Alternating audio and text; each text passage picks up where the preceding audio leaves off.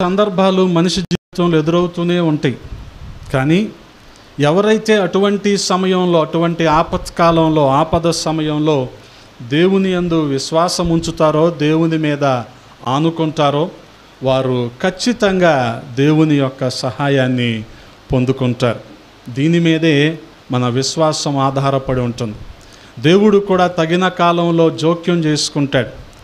ఆ పరిస్థితులను ఆయన చక్కబెడతాడు.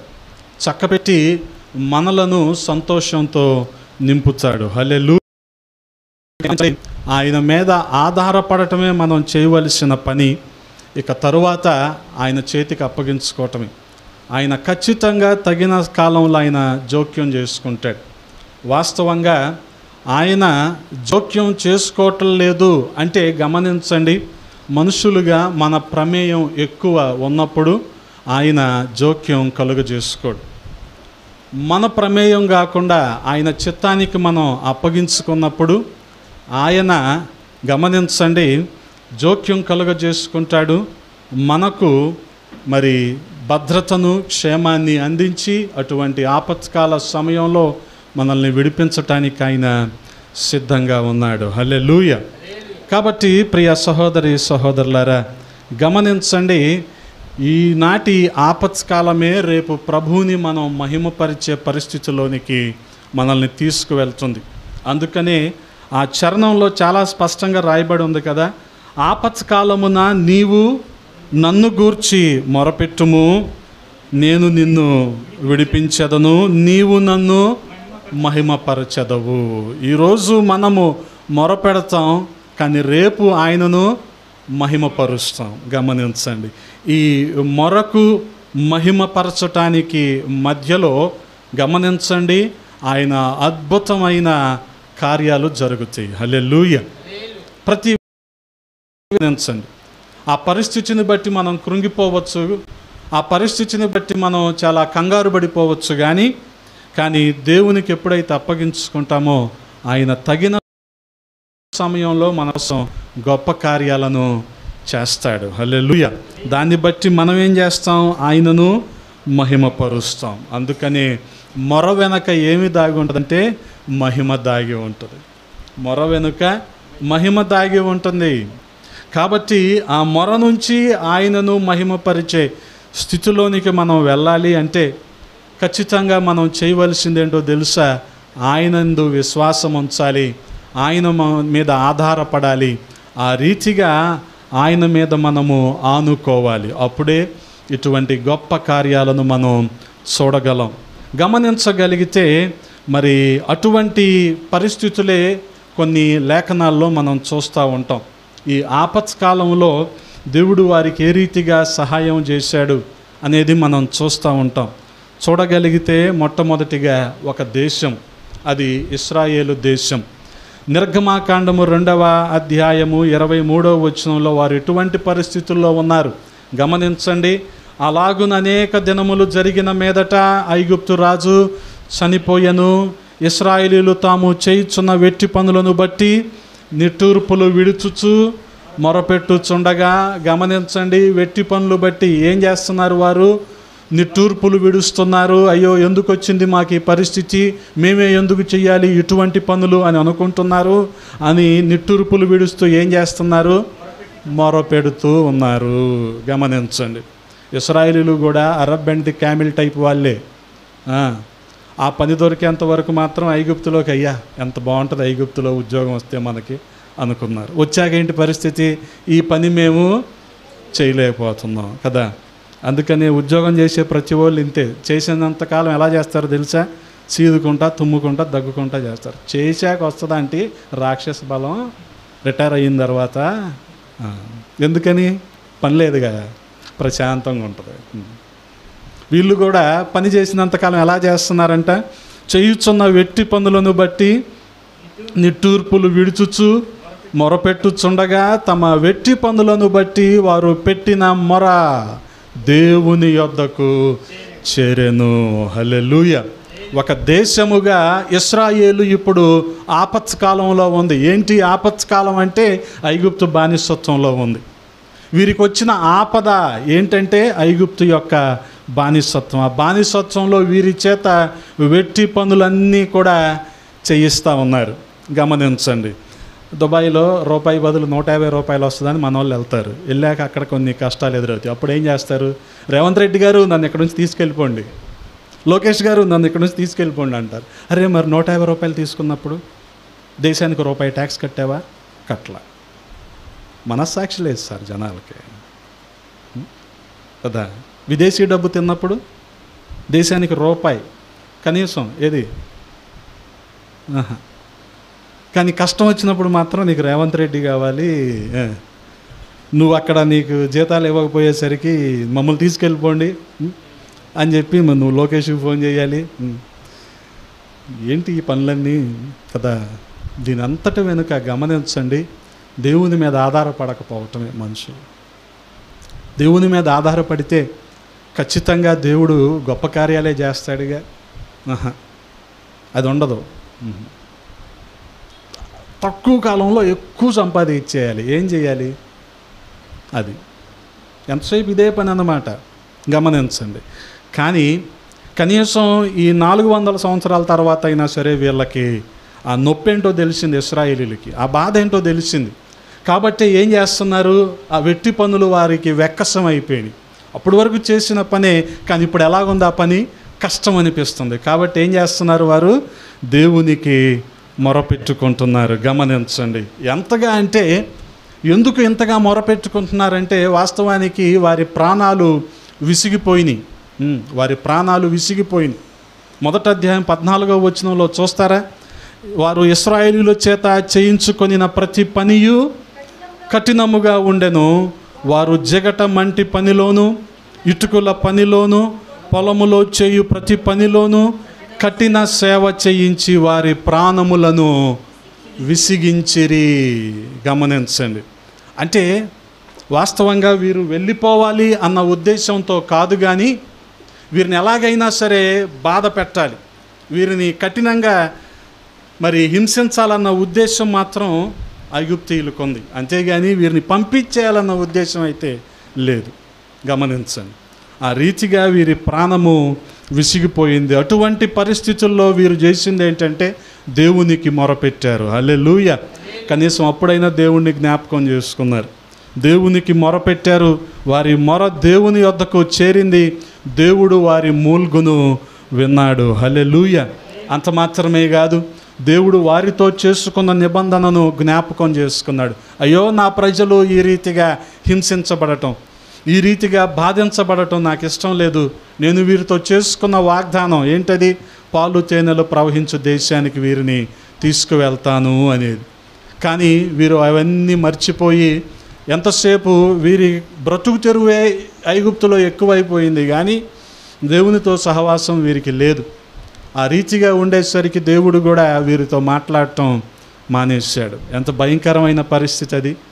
నేడు కృపాకాలం కాబట్టి మనం ఎటువంటి భయంకరమైన అక్రమంలో అతిక్రమంలో ఉన్నప్పటికీ ప్రభువు మనతో మాట్లాడుతున్నాడు. కానీ ఆ రోజుల్లో వీరు దేవునితో సహవాసంలో లేకుండా వారి బ్రతుకు తెరివి ఎక్కువైపోయింది కాబట్టి దేవుడు వారితో మాట్లాడటం మానేశారు. వీళ్ళు వారితో మాట్లాడటం మానేశాడు. ఇంకా వీరు కూడా ఎంతసేపు వీళ్ళ పనుల్లోనే ఉండిపోయారు. కానీ దేవుడు వీరి మొరను ఆలకించాడు. వీరి పరిస్థితిని విని ఆయన చేసిన పని ఏంటంటే వారి యందు లక్ష్యం ఉంచాడు. హల్లెలూయా. వారితో ఆయన చేసుకున్న నిబంధనను ఆయన జ్ఞాపకం చేసుకున్నాడు. 24వ వచనాన్ని చదువుతారా? 2వ అధ్యాయంలో, కాగా దేవుడు వారి మూల్గును విని అబ్రహాము, ఇస్సాకు, యాకోబులతో తాను చేసిన నిబంధనను జ్ఞాపకము చేసుకొనెను.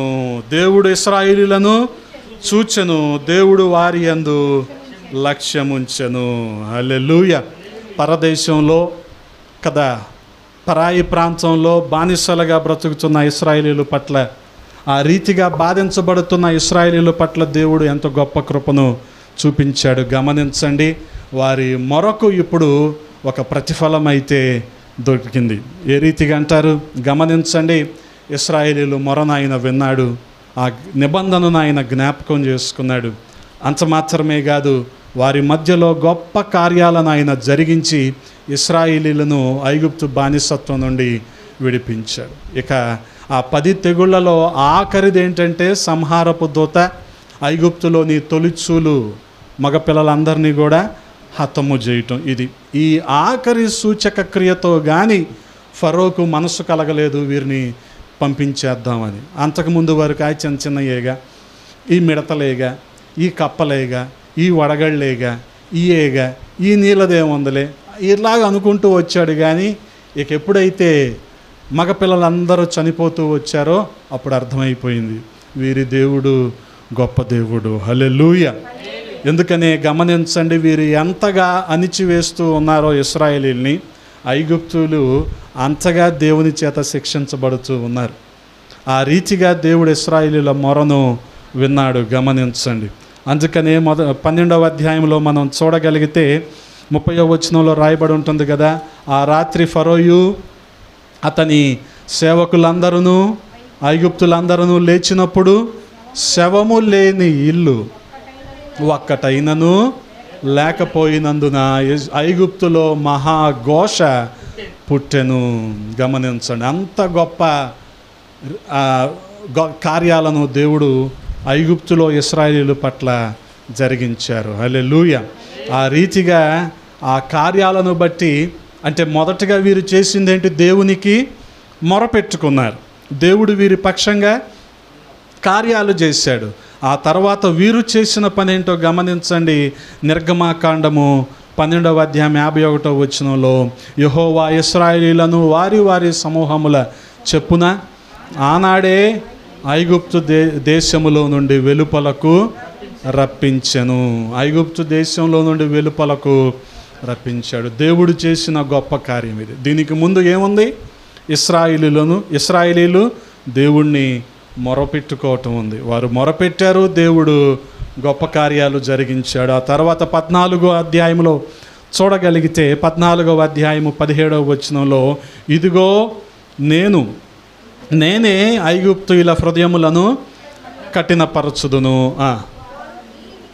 వారు వీరిని తరుముదురు. నేను ఫరో వలన అతని సమస్త సేనల వలనను అతని రథముల వలనను అతని గుర్రపు రౌతుల వలనను నాకు మహిమ తెచ్చుకొందును.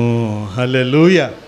గమనించండి, మొదట మొర, తర్వాత దేవుని కార్యము, తర్వాత దేవునికి మహిమ. అదే విషయాన్ని మనం 50వ కీర్తన 15వ వచనంలో చదువుతూ ఉన్నాం. ఆపత్కాలమున నీవు నన్ను గూర్చి మొరపెట్టుము. రెండో స్టెప్ ఏంటది? నేను నిన్ను విడిపించదను. 3వ స్టెప్ నీవు నన్ను మహిమపరచదవు. మొర, దేవుని కార్యము, మహిమ మన జీవితాల్లో ఈ రీతిగా ఉండాలి. హల్లెలూయా. ఆ రీతిగా ఉన్నప్పుడు మన విశ్వాసం అంతకంతకు అధికమవుతూ ఉంటుంది. మనం పొందుకున్న దాన్ని బట్టి ప్రభువుకు కృతజ్ఞతలు చెల్లించాలి. పొందుకోబోయే దాన్ని బట్టి, భవిష్యత్తును బట్టి మనం ఆయనకు ప్రార్థన చేయాలి. ఇటువంటి క్రమము విశ్వాస జీవితంలో ఉన్నప్పుడు ఖచ్చితంగా దేవుని నుంచి అద్భుత ఆశ్చర్య కార్యాలు మన జీవితంలో చూస్తాం. అందుకని ఇశ్రాయేలీయుల యొక్క విడుదల అనేది ఖచ్చితంగా ప్రతి వ్యక్తికి కూడా ప్రోత్సాహకరమైనది. కారణం ఏంటంటే వారిని విడిపించిన దేవుడు, వారిని గొప్ప చేసిన దేవుడు మనల్ని కూడా ప్రతి బంధకాల నుంచి విడిపించి మన పక్షాన ఆయన ఉండి గొప్ప కార్యాలను చేయునుగాక. ఆమేన్. అటువంటి గొప్ప కార్యాలు ఇశ్రాయేలీయులు చూశారు. అందుకని గమనించండి, ఆయన మహిమ తెచ్చుకుంటున్నాడు. ఆ రీతిగా నేను ఫరో వలనను అతని రథముల వలనను అతని గుర్రపు రౌతుల వలనను మహిమ తెచ్చుకొనున్నప్పుడు నేను యెహోవానని ఐగుప్తీయులు తెలుసుకొందురు. 18వ వచనం, ఐగుప్తీయులు తెలుసుకుంటారు. గమనించండి, ఆ రీతిగా దేవుడు ఒక దేశము అనగా ఇశ్రాయేలు దేశం పట్ల గొప్ప కార్యాలను ఆయన చేశాడు. అంత మాత్రమే కాదు, ఒక సంఘము ఆపత్కాలములో ఉన్నప్పుడు కూడా దేవుడు ఆ రీతిగానే గొప్ప కార్యాలను చేశాడు.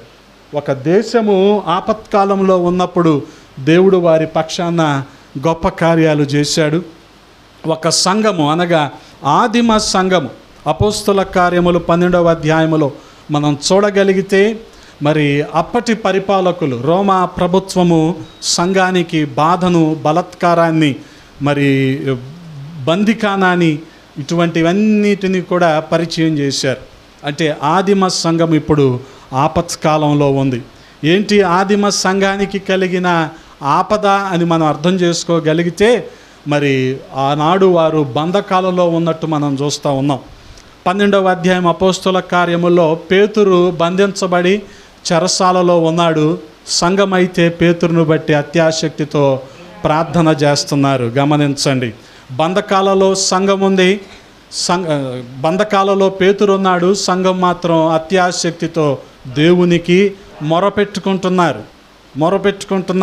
12వ అధ్యాయము అపోస్తుల కార్యములు 12వ అధ్యాయం 5వ వచనంలో మనం చూడగలిగితే, పేతురు చెరసాలలో ఉంచబడెను, సంఘమైతే అతని కొరకు అత్యాసక్తితో దేవునికి ప్రార్థన చేయుచుండెను.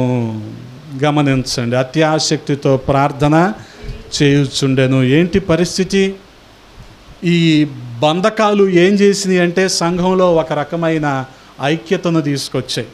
ఇప్పుడు కూడా క్రైస్తవుల్లో ఒక ఐక్యత వచ్చింది కదా. ఎటువంటి ఐక్యత ఇది? దేవుడు ఇచ్చిన సమాధానాన్ని బట్టి ఆత్మ కలిగించిన ఐక్యత ఇది. హల్లెలూయా. ఐక్యత అంటే ఈ నెల లోన్ నువ్వు తీసుకో, తర్వాత నెల లోన్ నేను తీసుకుంటా, ఈ ఐక్యత కాదు. ఆత్మ కలిగించే ఐక్యత. ఎప్పుడు వస్తుంది ఆత్మ కలిగించే ఐక్యత? ఎప్పుడైతే దేవుడు అనుగ్రహించిన సమాధానం మన మధ్యలో ఉంటుందో అప్పుడు ఆత్మ కలిగించే ఐక్యత మన మధ్యలోకి వస్తుంది.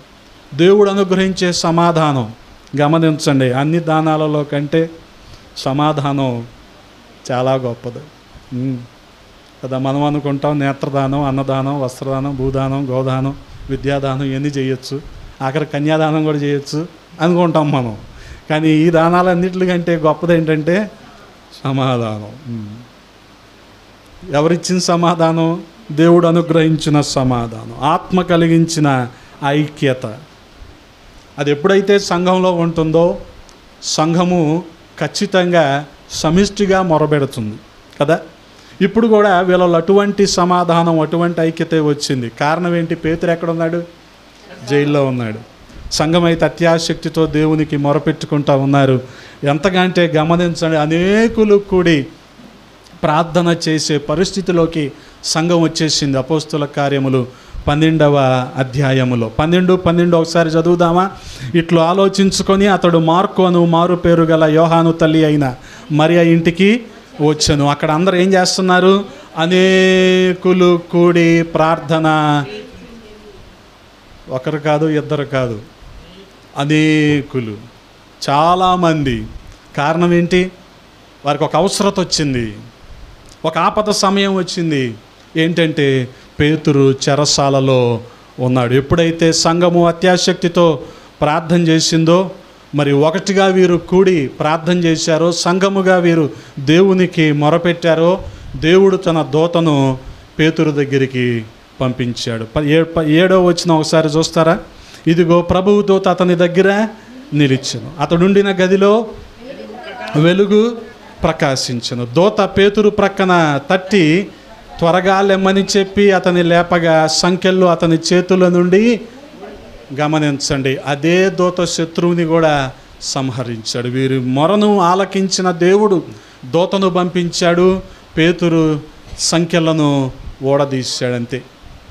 ఇదే దూత, గమనించండి, సంహారకుని కూడా చంపినట్టు మనం 23వ వచనంలో చూస్తూ ఉంటాం. ఆ రీతిగా గమనించగలిగితే గవిని తలుపులు వాతంట తవే తెరుచుకున్నాయి. 10వ వచనాన్ని చూస్తారా? మొదటి కావలిని, రెండవ కావలిని దాటి పట్టణమునకు పోవు ఇనుప గవిని యొద్ద వచ్చినప్పుడు దానంతటా అదే వారికి, ఆహా, ఈరోజు కాదండి, సెన్సార్లు ఆ రోజులోనే ఉన్నాయి. ఈరోజు మనిషి ఆకారం, స్వరూపం అక్కడ కనిపించగానే సెన్సార్ని బట్టి తలుపులు తెరుచుకుంటే చూడండి షాపింగ్ మాల్లో. ఆ రోజుల్లో దేవుడు సెన్సార్ని జైల్లోకే పంపాడు. పేతురు ఆ ఇనప గవిని దగ్గరికి రాగానే వాతంట తవే తెరుచుకున్నాయి. ఆహా, ఎంత గొప్ప కార్యం అండి. దీని వెనుక సంఘము చేసిన ప్రార్థన. సంఘము వీరు అనేకులు కూడి దేవునికి మొరపెట్టుకున్నారు. అయ్యో పేతురు పరిస్థితి ఏంటిలాగా అయిపోయింది అని. వాస్తవంగా మనం చూడగలిగితే ఆ 10వ వచనంలో ఇనుప గవిని వద్దకు వచ్చినప్పుడు దానంతట అదే తెరుచుకొనెను. వారు బయలుదేరి యొక్క వీధి దాటిన వెంటనే దూత అతనిని విడిచిపోయెను. గమనించండి, ఇక దూత ప్రమేయం లేదు, అక్కడ గొప్ప కార్యం జరిగిపోయింది. ఇక అక్కడ నుంచి ఏ రీతిగా బయటికి వెళ్ళాలి, వీరు ప్రార్థన చేస్తున్న ప్రాంతానికి వెళ్ళాలి పేతురుకు తెలుసు కాబట్టి ఇంక అక్కడ నుంచి దూత లేడు అక్కడ. ఇక పేతురు నేరుగా వారు ఉంటున్న ప్రాంతంలోనికి వెళ్ళిపోయాడు. గమనించండి, అంటే ఒక సంఘము ఆపదల్లో ఉన్నప్పుడు, సంఘము ఏకముగా కూడి మొరపెట్టినప్పుడు దేవుడు చేసిన అద్భుత కార్యాలు ఈ రీతిగా ఉన్నాయి. వారు ఆ తరువాత ప్రభువుని ఎలాగ మహిమపరిచారంటే గమనించండి. మరి సంఘాన్ని అయితే వారు బంధించాలని అనుకున్నారు, ఎవరు?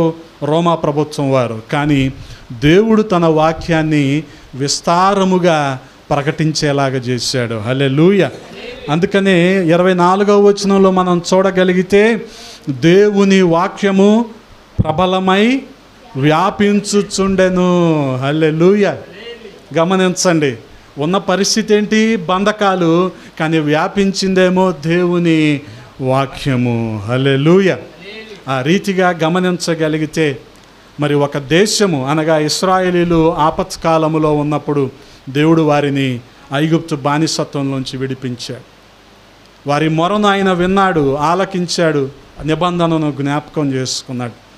అలాగే సంఘము ఇక్కడ పేతురు చెరసాలలో ఉన్నప్పుడు ఏకముగా కూడి దేవునికి మొరపెట్టినప్పుడు దేవుడు గొప్ప కార్యాన్ని వారి కోసం జరిగించాడు. హల్లెలూయా. ఎంత గొప్ప కార్యం అంటే అది గమనించండి. సంఖ్యలు వాటంతటవే ఊడిపోవటం, తలుపులు వాటంతటవే తెరుచుకోవటం. ఆహా, ఇంతకు మించిన అద్భుతం ఏమైనా ఉంటుందా కదా?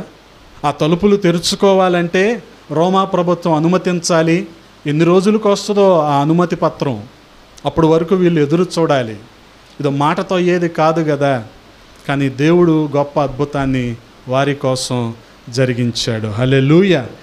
ఆ రీతిగా ప్రియ సహోదరి సహోదరులారా, ఒక దేశం పట్ల ఆపత్కాలములో కార్యాలు జరిగించిన దేవుడు, ఒక సంఘము ఆపత్కాలంలో ఉన్నప్పుడు కార్యాలను జరిగించిన దేవుడు, ఒక కుటుంబము ఆపదలో ఉన్నప్పుడు కూడా గొప్ప కార్యాలను జరిగించాడు. గమనించగలిగితే ఆ కుటుంబము బేతనియాలో ఉన్న మరియా, మార్తా, లాజరుల కుటుంబము. హల్లెలూయా.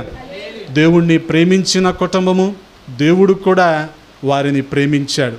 ఇప్పుడు వారు అనారోగ్యం అనే ఒక ఆపత్కాలంలో ఉండిపోయారు. చెప్పాను కదా, ఆపత్కాలం అనేది అనారోగ్యం కావచ్చు, సమస్య కావచ్చు, కుటుంబ పరిస్థితులు కావచ్చు, ఏదైనా కావచ్చు. కానీ ఇక్కడ ఈ కుటుంబానికి వచ్చిన ఆపద ఏంటంటే అనారోగ్యం. అనారోగ్యంలో ఉండిపోయాడు లాజరు అనారోగ్యంతో ఉన్నప్పుడే యేసుక్రీస్తు ప్రభువు వారికి సమాచారం ఇచ్చారు. కానీ ఆయన వచ్చే పరిస్థితుల్లో లేడు. కారణం ఏంటంటే 10వ అధ్యాయము యోహాను సువార్త ఆఖరి భాగాల్లో మనం చూడగలిగితే ఆయనను చంపటానికి చూస్తున్న రోజులవి. వాటన్నిటిని ఆయన తప్పించుకొని వీరి దగ్గరికి రావాలి. ఆయన ఎక్కడ దొరుకుతాడా, ఏ రీతిగా దొరుకుతాడా అని ఆయన్ని చంపటానికి అక్కడ రోమా ప్రభుత్వం వారు చూస్తున్న సమయం అది. 10వ అధ్యాయము 39వ వచనాన్ని ఒకసారి చదువుతారా?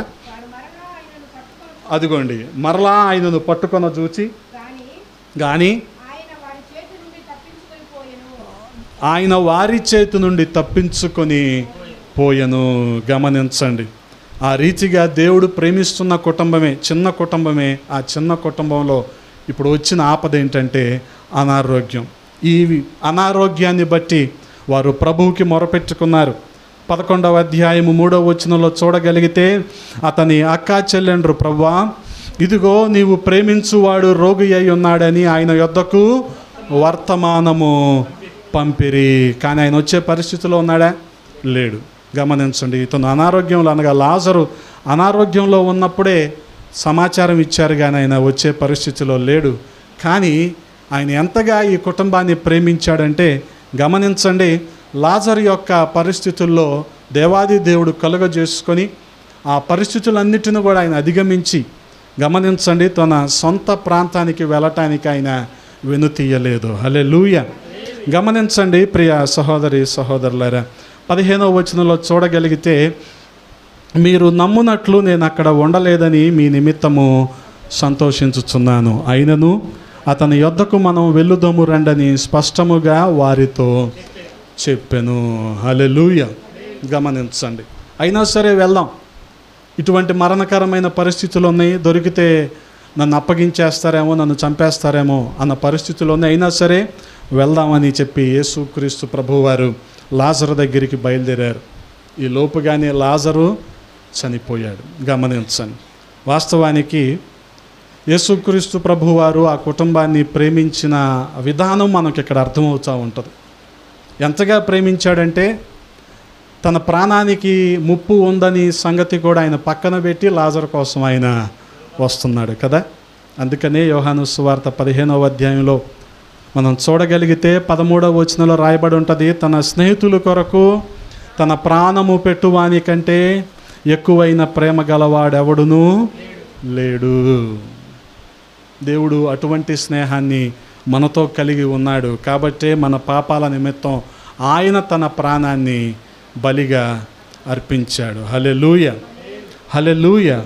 కాబట్టి గమనించండి ప్రియ సహోదరి సహోదరులారా, మన నిమిత్తమే ఆయన శిలువ మీద మరణించాడు. అంటే మనల్ని ఆయన అంతగా ప్రేమించాడు. ఆయన ప్రేమ ఎటువంటిది అనేది మనం యోహాను రాసిన మొదటి పత్రిక 3:16లో మనం చూస్తూ ఉన్నాం. ఆయన మన నిమిత్తము తన ప్రాణమును పెట్టెను గనుక దీని వలన ప్రేమ ఎట్టిదని తెలుసుకొనుచున్నాము. మనము కూడా సహోదరుల నిమిత్తము మన ప్రాణములను పెట్ట బద్ధులమై ఉన్నాము. గమనించండి. ఆయన ప్రాణం పెట్టిన విధానాన్ని బట్టి ఆయన మనిషిని ఎంతగా ప్రేమించాడో మనం అర్థం చేసుకుంటున్నాం. కాబట్టి ఆయన ఏ రీతిగా అయితే ప్రేమించి తన ప్రాణాన్ని పెట్టాడో మనము కూడా మన సహోదరులను అదే రీతిగా ప్రేమించి వారి నిమిత్తం మనం ప్రాణము పెట్టవలసిన వారమై ఉన్నాం. హల్లెలూయా. గమనించండి, చాలా గూఢార్థంతో కూడిన మాట ఇది, సహోదరుల నిమిత్తం ప్రాణము పెట్టడం అనేది. గమనించండి, అటువంటి ప్రేమను మనము కలిగి ఉండాలి. అందుకే యేసుక్రీస్తు ప్రభువారు ఆ కుటుంబం యొక్క మొరను, అనగా మరియా మార్తలు పెట్టిన మొరను ఆయన ఆలకించి చనిపోయిన లాజరును ఆయన తిరిగి బ్రతికించారు, సమాధిలో నుంచి ఆయన విడిపించారు. 44వ వచనాన్ని చూడగలిగితే 11వ అధ్యాయము 44వ వచనము, చనిపోయిన వాడు కాళ్ళు చేతులు ప్రేత వస్త్రములతో కట్టబడిన వాడై వెలుపలకి వచ్చెను, అతని ముఖమునకు రుమాలు కట్టియుండెను. అంతటా యేసు మీరు అతని కట్లు విప్పి పోనీయుడని వారితో చెప్పెను. అయ్యా, ఏమైనా హోంవర్క్లు ఏమైనా ఉన్నాయా? హోంవర్క్లు ఉన్నాయా? ఏం చేయాలి? బైబిల్ తీవయ్యా. రెఫరెన్స్ చెప్పినప్పుడు ఆడి వల్ల అవదలే, ఆడెప్పుడు అంతే, ఆడు లేట్ కమింగ్, ఆడు తీయాలిగా నువ్వు బైబిల్. ఈ సెలవుల్లో కనీసం అదైనా అలవాటు చేసుకోండి, బైబిల్ తీయటం. నువ్వు అలాగే చెప్పావు 2 నెలల నుంచి, ఆడి తీయట్లా. పక్కనోడి ప్యాంటు మీద బొమ్మ ఏముంది, ప్యాంట్ ఎలా ఉందో చూసుకుంటున్నాడు ఆడు. రే నాయనలారా, కనీసం 10 ఏళ్ళు దాటిన తర్వాత ప్రతి ఒక్కడు బైబిల్ తీయాలి, తీయకపోతే ఎలాగయ్యా? కొన్ని చోట్ల పంపుల దగ్గర కొట్టుకున్నట్టు కొట్టుకుంటారు తెలుసా, రిఫరెన్స్ తీయడానికి. ఆ బ్యాచ్ ఒకటి ఉండేది మనకి 25 ఏళ్ళ క్రితం. ఆ బ్యాచ్ అంతా ఈ పాటికి సీనియర్ సిటిజన్స్ అయిపోయి పాపం పెన్షన్ తీసుకుంటున్నారు వాళ్ళు. సరే, మరి అంత కొట్టుకోమనను కానీ నేను తీసి ఒక మాట చదివితే ఆ మాట డైరెక్ట్గా వెళ్ళిపోద్ది నీ హృదయంలో, కార్యం జరగదు. నమ్ము కావాలంటే, నిజం. బైబిల్ తీయటం నేర్చుకో. అరే అబ్బాయి, నువ్వు కూడా 2 పేజీలు ఎలా తీయాలి ఏంటో చెప్పు.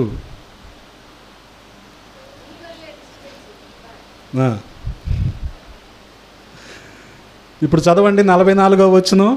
చనిపోయిన వాడు కాళ్ళు చేతులు ప్రేత వస్త్రములతో కట్టబడిన వాడే వెలుపలకి వచ్చెను, అతని ముఖమునకు రుమాలు కట్టియుండెను. అంతటా యేసు మీరు అతని కట్లు విప్పి పోయినీయుడని వారితో చెప్పెను. హల్లెలూయా. గమనించండి, అంటే చనిపోయిన లాజరుని కూడా యేసుక్రీస్తు ప్రభువారు తిరిగి బ్రతికించాడు. దాని వలన అంటే లాజరు చనిపోవటం ఇదంతా దేనికోసమో తెలుసా? దేవుణ్ణి మహిమపరచడం కోసమే. ఆ తర్వాత వచనాల్లో రాయబడి ఉంటుంది కదా, 11వ అధ్యాయము 4వ వచనంలో, యేసు ఇది విని వ్యాధి మరణము కొరకు వచ్చినది కాదు కానీ దేవుని కుమారుడు దాని వలన మహిమపరచబడినట్లు దేవుని మహిమ కొరకు వచ్చినదనెను. హల్లెలూయా. గమనించండి, దేనికోసం వచ్చింది లాజర్కి చావు? దేవుణ్ణి మహిమపరచడం కోసమే. ఆ మహిమపరచడం కోసమే వచ్చిన ఈ మరణము ఎప్పుడైతే సజీవుడిగా లాజరు తిరిగి లేచాడో చాలామంది ఆ రోజున యేసుక్రీస్తు ప్రభు వారిలో విశ్వాసం ఉంచారు. 45వ వచనాన్ని చూస్తారా?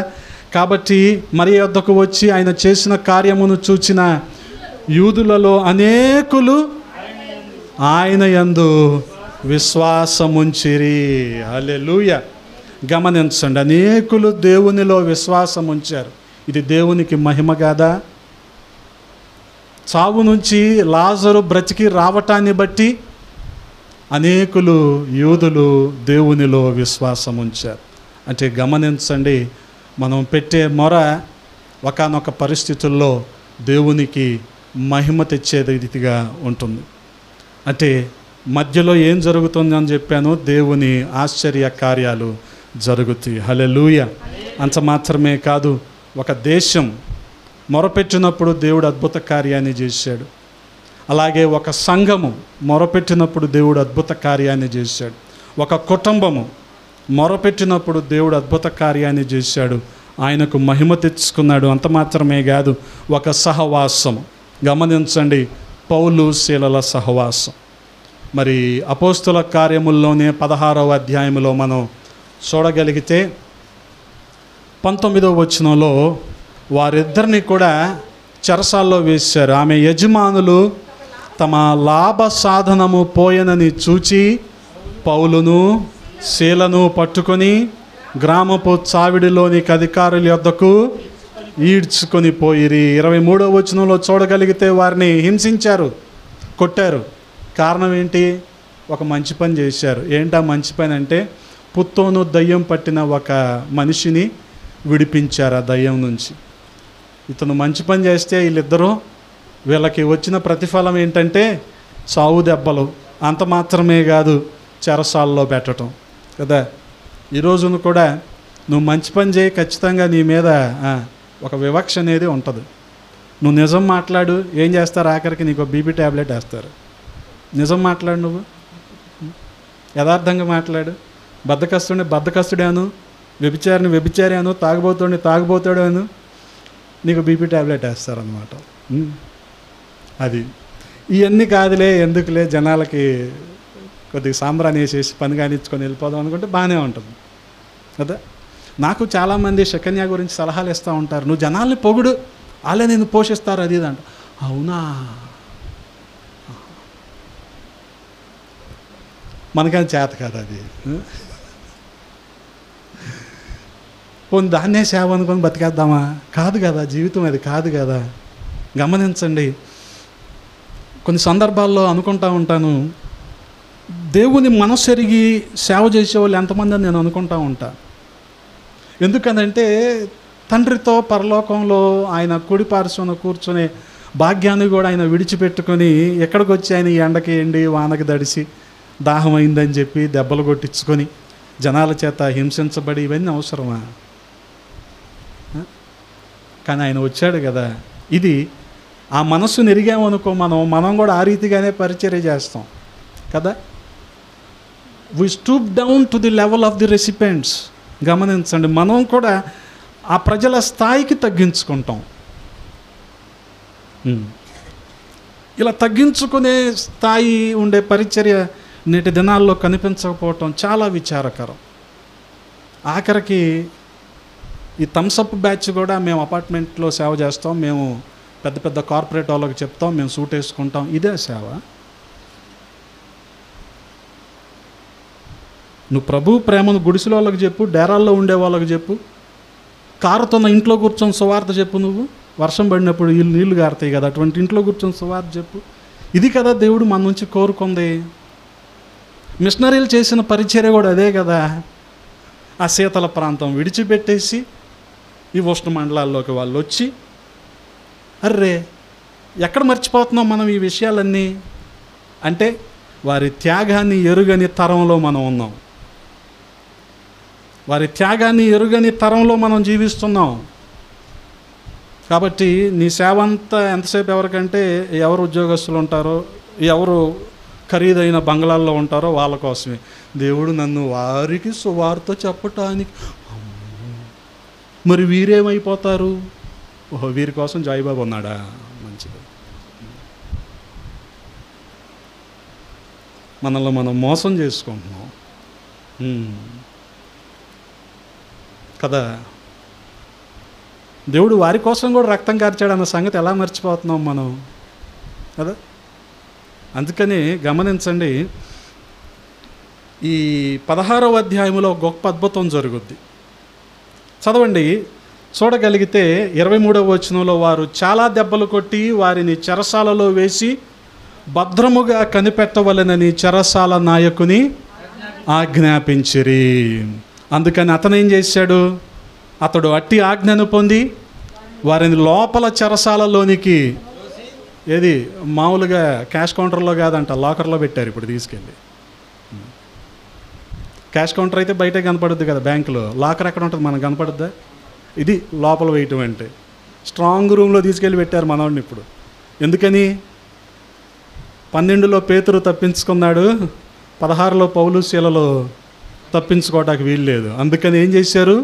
వారిని లోపలి చెరసాలలోనికి త్రోసి వారి కాళ్ళకు బొండ వేసి బిగించెను. గమనించండి, ఇటువంటి అర్ధరాత్రి ఈ బంధకాలలో ఉండి పౌలు శీలలో చేస్తున్న మొర ఏంటో గమనించండి. వారు పాటలు పాడుతూ ఉన్నారు, ఖైదీలందరూ కూడా వింటూ ఉన్నారు. హల్లెలూయా. అటువంటి పరిస్థితుల్లో వారు కీర్తనలు పాడుతూ ఉన్నాడు. ఆ మొరను దేవాది దేవుడు ఆలకించాడు. ఆలకించి వారి మధ్యలో జరిగించిన గొప్ప కార్యం 26వ వచనంలో చూడగలిగితే, అప్పుడు అకస్మాత్తుగా మహాభూకంపము కలిగెను, చెరసాల పునాదులు అదరెను, వెంటనే తలుపులన్నీ తెరుచుకొనెను, అందరి బంధకములు ఊడెను. హల్లెలూయా. అందరూ వెళ్ళిపోతారేమో, అది చెరసాల నాయకుడైతే భయపడ్డాడు కానీ, చనిపోవటానికి కూడా సిద్ధపడ్డాడు కానీ, ఎవరూ వెళ్ళలేదని తెలుసుకొని అమ్మయ్య వెళ్ళలేదు అనుకున్నాడు. ఎందుకని? వెళ్ళిపోయారు అంటే అతను ఉద్యోగం పోద్ది, ఉద్యోగం ఊడిపోయిందంటే అదొక అవమానం, కాబట్టి దానికంటే ముందే చచ్చిపోదాం అనుకున్నాడు. కానీ ఎవ్వరూ వెళ్ళలేదు. ఆ అర్ధరాత్రిలో అటెండెన్స్ తీసుకున్నా సరే అందరూ ఉన్నారు. హల్లెలూయా. గమనించండి, ఆ రీతిగా మనం చూడగలిగితే 32వ వచనంలో, అతనికిని అతని ఇంటనున్న వారందరికీ దేవుని వాక్యము బోధించిరి. ఉన్న పరిస్థితి ఏంటి? జైలు. వాళ్ళు చేసిన పని ఏంటి? వాక్యాన్ని బోధించటం. హల్లెలూయా. ఇందుకే కదా పౌలు అపోస్తలుడు తిమోతితో మాట్లాడితే ఏమంటాడు? సమయం అనక అసమయం అనక అంటాడు. ఇది అసమయం, ఇది అర్ధరాత్రి, ఫేవరబుల్ ఎన్వైర్న్మెంట్ కాదు ఇది. ఎక్కడున్నారు? జైల్లో ఉన్నారు. కానీ ఏం చేస్తున్నారు వీరు? ఆ కుటుంబానికి దేవుని వాక్యాన్ని ప్రకటిస్తున్నారు. హల్లెలూయా. గమనించండి, ఆ సమయంలో కూడా వీరు దేవుని వాక్యాన్ని బోధించారు. ఆ రాత్రి గడియలోని అతడు వారిని తీసుకొని వచ్చి వారి గాయాలను కడిగెను. వెంటనే అతడును అతని ఇంటి వారందరూ బాప్తిస్మము పొందిరి. హల్లెలూయా. గమనించండి, బహుశా ఎంత కఠినంగా, ఎంత హీనంగా మాట్లాడుతూ చెరసాలలోనికి తీసుకెళ్లారో పౌలు శీలలని, అంతే మర్యాదగా జైల్లో నుంచి బయటికి తీసుకొచ్చారు. తీసుకురావటం మాత్రమే కాదు, అప్పుడు వరకు అయిన గాయాలను చెరసాల నాయకుడు ఏం చేస్తున్నాడు? కడుగుతున్నాడు. గమనించండి, మిషనరీలు వచ్చినప్పుడు కూడా ఇటువంటి వ్యతిరేకత ఉంది. మన ప్రాంతానికి ఎలాగొచ్చారంటే 17వ శతాబ్దంలో ముఖ్యంగా పోర్చుగీస్ మిషనరీలు ఎక్కువ మంది వచ్చారు. వీరు వచ్చిన కొంతకాలానికి, వీరు వచ్చిన దారిలోనే ఈ కెనేడియన్ బ్యాప్టిస్ట్ మిషనరీలు కూడా వచ్చారు. మీరు ఎప్పుడైనా నర్సాపురం వెళ్తే లాంచీలు వెళ్ళే రేవు కాకుండా వలందర్ రేవు అని ఇంకోటి ఉంటుంది. లాంచీలు వెళ్ళేదేమో ఒకటి. సాధారణంగా మేము కూడా ఏం చేస్తామంటే 20 కిలోమీటర్లు తిరిగి అటు సకినేటిపల్లి వెళ్ళలేక లాంచీ మీదకి ఎక్కేస్తాం. బుల్లెట్ ఉంటే బుల్లెట్, కారు ఉంటే కారు, లాంచీ మీదకి ఎక్కిచ్చేస్తే వాడు 5 నిమిషాల్లో సకినేటిపల్లిలో పెడతాడు. 20 కిలోమీటర్లు తిరగవసరంలా. అక్కడ వలందర్ రేవ్ అని ఒకటి ఉంటుంది. 17వ శతాబ్దంలోనే అక్కడ నౌకాశ్రయం ఉంది, అంటే పోర్ట్ ఉంది అక్కడ. ఆ మార్గం గుండా వాళ్ళు ఆంధ్రప్రదేశ్లోకి వచ్చారు. వచ్చినప్పుడు చాలా వ్యతిరేకతలు వారికి ఎదురైనవి, చాలా వ్యతిరేకతలు, 1 కాదు 2 కాదు. ఎందుకనంటే ఆ రోజుల్లో జనాలందరూ అమ్మల చుట్టూ తిరిగేవాళ్ళు కదా. ఇప్పటికి తిరుగుతున్నారు అనుకోండి, ఆ వెస్ట్ గోదావరి వాళ్ళు, మా ఊళ్ళమ్మ, ఇంకా అమ్మలు ఉంటారు చాలామంది అక్కడ, వాళ్ళ చుట్టూ తిరుగుతూ ఉంటారు. అప్పుడులో తిరిగేవాళ్ళు. తిరుగుతున్నారు కాబట్టి వీళ్ళేంటో కొత్తగా మనకు బోధిస్తున్నారని చెప్పి వ్యతిరేకించారు. కానీ వారు ప్రభు ప్రేమను చూపించిన విధానాన్ని బట్టి తిరిగి వాళ్ళ దేశానికి వెళ్ళేటప్పుడు అంత మర్యాదగా వాళ్ళు సాగనంపేవాళ్ళు అంట. హల్లెలూయా.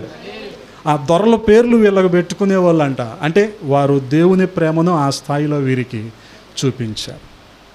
అందుకనే గమనించండి, మొదట ఈ చెరసాల నాయకుడు హీనంగా చూసుంటాడు కదా.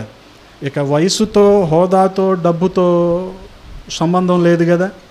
వన్స్ ఆ కాకి బట్టలోడికి ఎదురుపడ్డామంటే వాడి భాష మారిపోద్ది, వాడి పరిస్థితి మారిపోద్ది, అన్నీ మారిపోతాయి. ఆడేం మాట్లాడతాడు? ఎరా పౌలు అంటాడు. అంతేగాని సౌలు గారు మీరేంటి అంటాడా? అండవు. వాడి భాష మారిపోద్ది. కానీ వెళ్ళినప్పుడు అలా ఉన్నారేమో పౌలు శీలలో, కానీ వచ్చే సమయానికి ఎలాగుంటున్నారు అంతే మర్యాదగా వారిని సాగనంపారు. హల్లెలూయా. గమనించండి. అందుకని వారు ఉన్నతమైన పరిస్థితుల్ని విడిచిపెట్టి జనాల అవసరతలకు తగినట్టు తమను తాము తగ్గించుకున్నారు. అందుకనే వారు ప్రభు ప్రేమను ప్రకటించగలిగారు కదా. సేవ పేరుతో మనల్ని మనం హెచ్చించుకున్నాం అనుకోండి, ప్రభు ప్రేమను మనం ఎప్పటికీ చూపించలేం, ఎప్పటికీ చూపించలేం కదా. దేవుడు ఇటువంటి బడుగు జాతుల కొరకు కూడా ఆయన సిలువ మీద మరణించాడన్న సంగతిని మనం మర్చిపోకూడదు కదా. జనాలకి ఏంటంటే ఈ రోజున ఎలైట్డంలో రిచ్ క్లాస్లో సేవ చేస్తేనే చేసినట్టు అన్నమాట. వాళ్ళ మధ్యలోనే సేవ అనుకుంటారు. అందుకని సో కాల్డ్ కార్పొరేట్ సేవకులు అందరూ మన విజయవాడకి వరదలాగా ప్రవాహంలా కొట్టుకొని వచ్చేట కారణం అది. అంటే విజయవాడలో అంటే వెలగపూళ్ళు, అమరావతిలో పనిచేసే ఎంప్లాయీస్ అందరూ విజయవాడలోనే ఉంటారని వాళ్ళ భావన. మంచిదే కాదంటలే కదా. వాడికి నువ్వు సత్యాన్ని చెప్పలేవు, వాళ్ళు ఒక మారు మనసును కలిగించలేవు, ఒక క్యూఆర్ కోడ్ పెట్టి కానుక మాత్రం తీసుకోగలవు అంతే. వాళ్ళు కూడా ఏమనుకుంటారు, కానుక ఇచ్చేసాం, దేవుడు మమ్మల్ని దీవించేసాడు కదా. వాస్తవంగా మార్కులు కూడా దీవినే, మార్కులు రావటం కూడా దీవినే అబ్బాయి. ఎలాగ వస్తు వాహన సంపదలు ఎలాగ దీవెన అనుకుంటున్నాము మనం, మంచి మార్కులు కూడా దీవెనే కదా.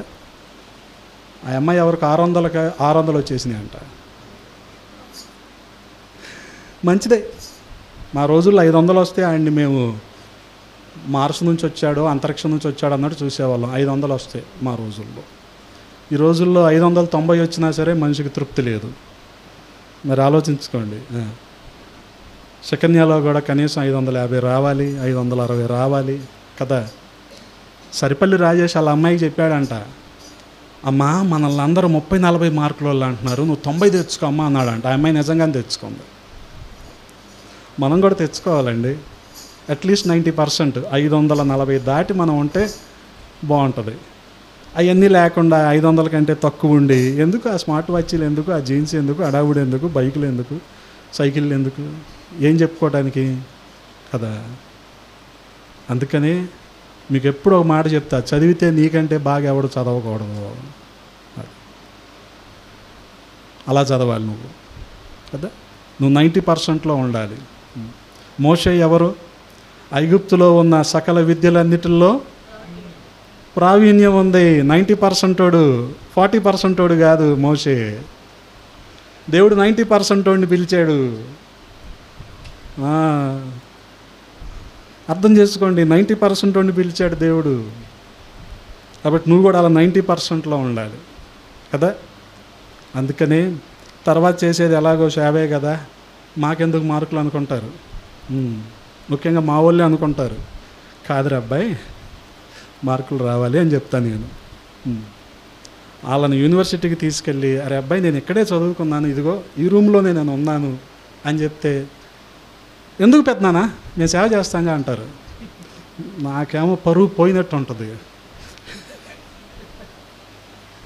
నేనేమో ఎంట్రన్స్లు రాసి ర్యాంకులు తెచ్చుకొని యూనివర్సిటీలో చదివితే వీళ్ళకేమో ఇంత టేక్ ఇట్ ఈజీగా ఎలా బతికేస్తున్నారు వీళ్ళు అనిపిస్తూ ఉంటుంది కదా.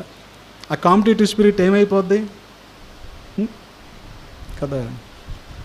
మాకేంటండి పేమెంట్ షీట్లు కడతామంటే, నీకంటే కార్పొరేట్ విశ్వాసం ఇంకోటి ఉండడు నువ్వు పేమెంట్ షీట్ కడితే కదా. పిల్లలకి ఆ కాంపిటేటివ్ స్పిరిట్ నేర్పండి.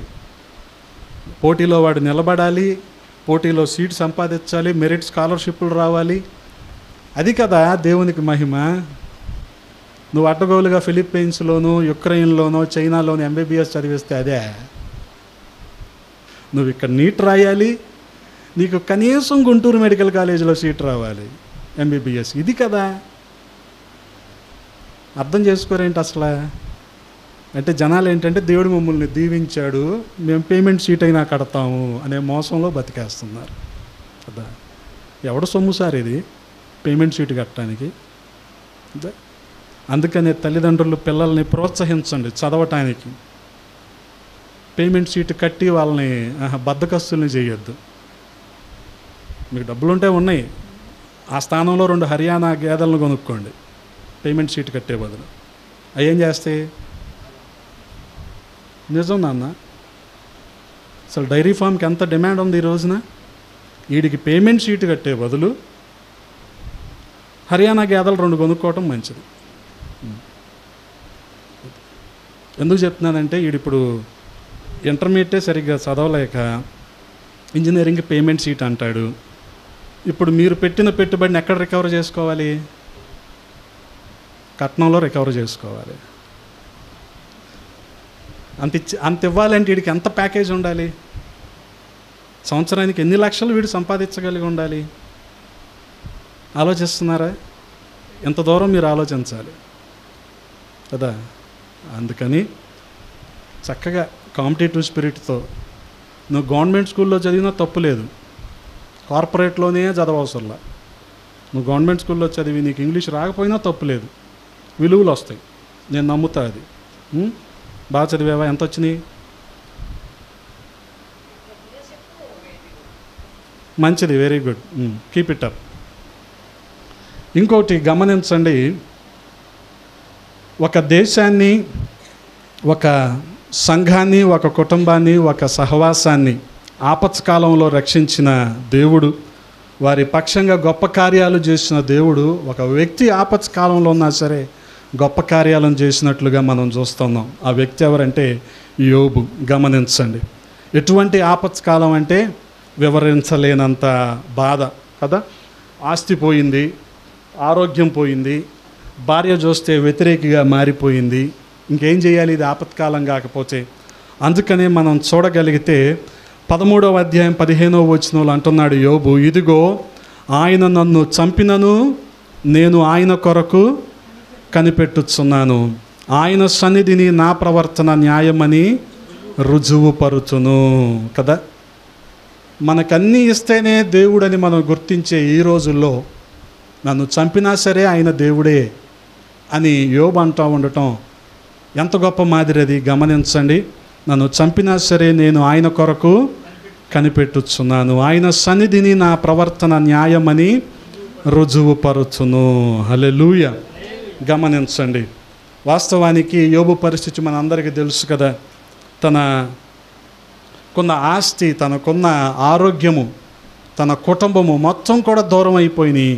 అయినా సరే తన విశ్వాసాన్ని ఏమాత్రం కూడా పోగొట్టుకోలేదు. అందుకని యోబు తన జీవితంలో మరి ఆ విశ్వాసాన్ని గట్టిగా పట్టుకొని దేవుణ్ణి మహిమపరిచాడు. హల్లెలూయా. గమనించండి ఎంతగా అంటే, ఆ తర్వాత మనం చూడగలిగితే 1వ అధ్యాయములోనే 21వ వచనంలో, నేను నా తల్లి గర్భము నుండి దిగంబరినై వచ్చి తిని దిగంబరినై అక్కడికి వెళ్ళెదను, యెహోవా ఇచ్చెను, యెహోవా తీసుకొని పోయెను, యెహోవా నామమునకు స్తుతి కలుగును గాక. గమనించండి, అటువంటి విశ్వాసాన్ని కలిగి ఉన్నాడు. కలిగిందంతా దేవుడే ఇచ్చాడు, దేవుడే తీసేసుకున్నాడు. కానీ దేవుణ్ణి నేను స్తుతిస్తున్నాను అని అటువంటి ఆపత్కాలంలో కూడా దేవుడు యోబు మొరను విని దేవుడు మరి యోబుకు 42వ అధ్యాయంలో మనం చూడగలిగితే 10వ వచనంలో ఎంత గొప్ప క్షేమాన్ని ఇచ్చాడో మనం అర్థం చేసుకోవచ్చు. యోబు తన స్నేహితుల నిమిత్తం ప్రార్థన చేసినప్పుడు యెహోవా మరలా అతనికి దయచేసెను, మరియు యోబునకు పూర్వము కలిగిన దానికంటే 2 అధికముగా యెహోవా అతనికి దయచేసెను. హల్లెలూయా. గమనించండి, ఇది ఒక వ్యక్తి పెట్టిన మొరను బట్టి దేవుడు చేసిన అద్భుత కార్యం. ఎంతైతే యోబు పోగొట్టుకున్నాడో దానికి 2 యోబు తిరిగి పొందుకున్నాడు. హల్లెలూయా. గమనించండి, ఎంత గొప్ప కార్యం కదా. ఒక దేశం పట్ల వారి మొరను విని గొప్ప కార్యాలు చేసిన దేవుడు ఇశ్రాయేలీయులను ఐగుప్తు బానిసత్వంలో నుంచి విడిపించాడు. ఒక సంఘము యొక్క మొరను విని పేతురును చెరసాలలో నుంచి ఆయన విడిపించాడు. ఒక కుటుంబం యొక్క మొరను విని ఆయన లాజరును బ్రతికించాడు. ఒక సహవాసం యొక్క మొరను విని ఆయన పౌలు శీలలను చెరసాలలో నుంచి విడిపించాడు. ఒక వ్యక్తి మొరను విని యోబుని ఏం చేశాడు? 2 ఆశీర్వదించాడు. హల్లెలూయా. గమనించండి, ఆ రీతిగానే ప్రియ సహోదరి సహోదరులారా, ప్రతి మనిషికి ఉన్న ఆపత్కాలం ఏంటంటే పాపమే ఈ రోజున కదా. ఏ భేదము లేదు, అందరూ పాపము చేసి దేవుడు అనుగ్రహించు మహిమను పొందలేకపోతున్నారు. ఎప్పుడు మహిమ అంటే ఎప్పుడైతే పాపాన్ని విడిచిపెట్టి మనం రక్షించబడతామో అప్పుడే దేవునికి మహిమ కదా. బలహీనతలను విడిచిపెట్టి అవిధేయతలను విడిచిపెట్టి ఎప్పుడైతే రక్షించబడతామో అప్పుడు దేవునికి మహిమ.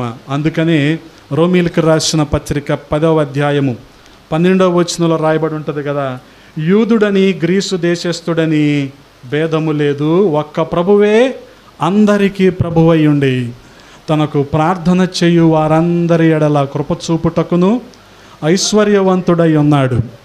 ఎందుకనగా ప్రార్థన చేయువాడెవడో రక్షించబడును. వారు విశ్వసింపని వానికి ఎట్లు ప్రార్థన చేయుదురు, వినని వానిని ఎట్లు విశ్వసించుదురు, ప్రకటించువాడు లేకుండా వారెట్లు విందురు కదా. మనం ప్రకటించకపోతే ఎలా తెలుస్తుంది ప్రభువు గురించి? ఐథియోపియుడు నపుంసకుడు కూడా ఇదే కదా అన్నాడు. ఎవరైనా నాకు చెప్పకపోతే, నాకు ఈ లేఖనాలను వివరించకపోతే నాకు ఎలా తెలుస్తుంది అన్నాడు. ఫిలిప్పు చేసిన పనేంటి? ఆ రథం ఎక్కాడు, యేసుక్రీస్తు ప్రభువుని గూర్చిన సువార్తను ప్రకటించాడు. అంటే గమనించండి, రోజున మనుషులకున్న ఆపత్కాలం, ఆపద సమయం ఏంటంటే పాపంలో నశించిపోవటమే. కాబట్టి వారికి మనము ప్రభువుని పరిచయం చేయవలసిన వారమై ఉన్నాం. కాబట్టి ఆపత్కాలములో నీవు నన్ను గూర్చి మొరపెట్టుము, నేను నిన్ను విడిపించదను, నీవు నన్ను మహిమపరచదవు. హల్లెలూయా. గమనించండి, ఆపత్కాలంలో మొరపెట్టడం ఒక ఎత్తు అయితే ఆ తర్వాత దేవుడు విడిపించటం, ఆ రీతిగా దేవుణ్ణి మనము మహిమపరచడం. అంటే ప్రతి మొర వెనుక మహిమ అనేది దాగి ఉంది. దేవునికే మహిమ. ప్రార్థన చేసుకుందాం. పరిశుద్ధుడా, ప్రేమ కలిగిన తండ్రి, ఈ ఉదయకాల సమయంలో కొద్ది మాటలు ధ్యానించటానికి కృపనిచ్చారు. స్తోత్రాలు రాజా.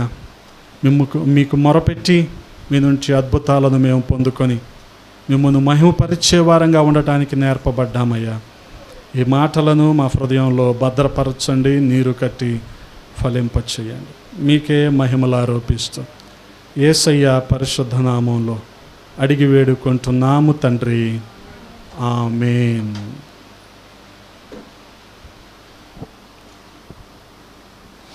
ఈ సమయంలో మనందరం లేచి నిలవబడినట్లయితే